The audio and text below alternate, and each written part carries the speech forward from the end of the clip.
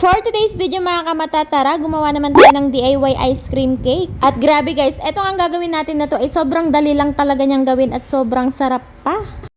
So, kaya naman guys, ay samahan nyo nga akong gumawa ng ice cream cake. Bali, ang una nga lang natin kakailanganin dito ay fudgy bar. Bali, 4 or 5 piraso nga lang yung magagamit kong fudgy bar para dito sa lagayan kong Tupperware. Dinirect ko na nga rin palang ilagay dyan sa may Tupperware dahil dyan ko na nga rin dudurugin yung fudgy bar. Dinurog-durog ko na nga yung fudgy bar hanggang sa maging ganito na nga yung texture niya. Tapos, bali, ilalapat or ididikit ko nga lang itong mga fudgy bar dito sa mga gilid. Pero kamay ko na nga lang ang ginamit kong panglapat para mas malapat nga siya ng maayos. Nahugis square ko na nga itong fudgy bar kaya naman isi-set aside ko muna. At habang ginagawa ko naman itong pinaka-ice cream. At isang buong malaking Nestle cream nga pala ang nilagay ko dito. Medyo tumigas na nga itong Nestle cream gawa nga nang nailagay nga siya sa freezer. Pero wala naman kaso yan dahil matutunaw naman yan. At eto nga mga ilang sandali nga lang ay natunaw na nga itong Nestle cream. At naglagay nga lang ako dito ng condensed milk. Depende nga sa inyo mga kamata kung gaano nga karami ang ilalagay nyong condensed milk. Pero para sa akin nga ay ayoko nga yung masyadong matamis kaya naman tinansya ko lang yung paglagay ko ng condensed. At may natira nga ako dito nung nakaraan na kaunting Eden cheese kaya naman ilalagay ko na lang. Pero okay lang naman siya kahit hindi nga ladyan ng cheese. Pero mas okay nga din na ladyan ng cheese dahil pang padagdag lasa at linamnam din. At nung nailagay ko na nga itong cheese ay hinalo-halo ko nga lang. At after nga nun mga kamatay, isasalin na nga natin itong ice cream dito sa may Tupperware. Bali nilagay ko nga lang itong ginawa nating ice cream dito sa may gitna ng fudgy bar. At nung nailagay ko na nga ay nilapat at pinantay ko nga lang siya dito sa may fudgy bar. At may nakita nga akong cream stick sa rep. Natira pa nga ni Cyrus pero matigas siya kaya naman pinalambot ko muna sa mainit na tubig. At after nga lumambot ng cream stick, eto na nga lang yung itatoppings ko sa may ibabaw. Pero pwede naman kahit ano ang itoppings dyan at nasa sa inyo pa nga rin kung ano ang ilalagay nyo dyan. At pwede na nga rin na hindi na rin kayo maglagay. At eto nga pinasigsag ko nga lang ng paganyan sa ibabaw itong cream stick para kahit papano ay may design naman itong ating ice cream cake. Hindi pa nga pantay-pantay ang pagkakalagay ko dyan pero ayos lang dahil kakainin lang din naman namin yan. At kapag okay na nga ang lahat ay ilalagay naman natin siya sa may freezer para mapatigas na. At after nga ng mga ilang oras ay matigas na nga siya. Kaya naman ready na nga siya para tanggalin sa may Tupperware. At grabe, habang ini-edit ko nga to ay natatakam na naman nga ako sa ginawa ko na to. Hindi ko nga talaga akalain na nakagawa ako ng masarap at murang dessert. Dahil sa itsura pa nga lang nitong ginawa nating DIY ice cream ay matatakam ka na talaga.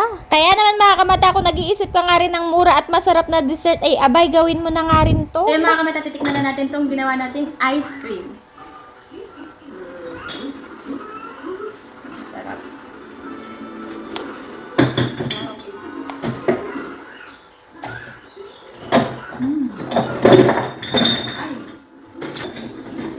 Grabe nga ang cream.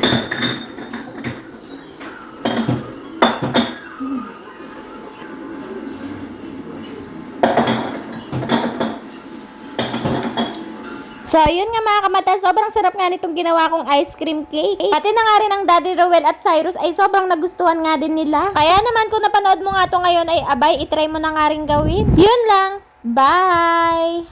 Share ko na nga rin pala sa inyo mga kamata kung saan nga ba ako kumukuha ng mga pinambabayad ko sa mga parcel ko. Dito lang naman sa 77 Pub. Pero disclaimer lang mga kamata, isa lamang itong libangat at bawal sa mga bata. Dito nga ay sobrang dami mo ngang larong pagpipilian pero isa nga sa pinaka nilalaro ko eto ngang Super Mines. Dahil bukod nga sa madali nga siyang laruin, dito nga talaga ako madalas manalo. Ang gagawin nyo nga lang sa laro na to ay pipili kayo kung ilang mines ba ang gusto nyo. Mas maraming mines, mas malaki nga ang panalo. Kung makikita nyo nga dyan ay tumaya nga lang ako ng 50 pesos.